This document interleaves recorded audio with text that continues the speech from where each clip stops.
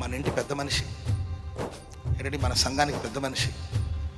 యేసయ్య గారిని పోగొట్టుకున్నప్పుడు మనందరి సిచ్యువేషన్ ఎలా ఉంటుందో ఆలోచించారా? మనం ఊహించామా? మనం ఆలోచించామా? అసలు ఎవరి ఆలోచనలో కూడా లేదు.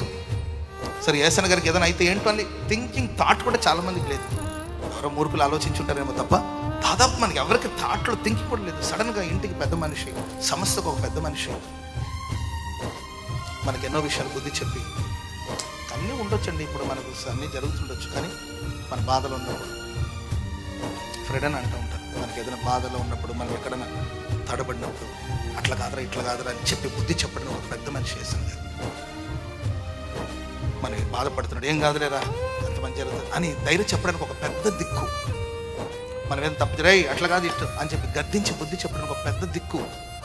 పెద్ద దిక్కు లేకపోతే అది ఎంత లోటు అండి. మనం ఎంత సేవన చేయొచ్చు, ఎంతైనా పరుగులు ఏదైనా చేయొచ్చు.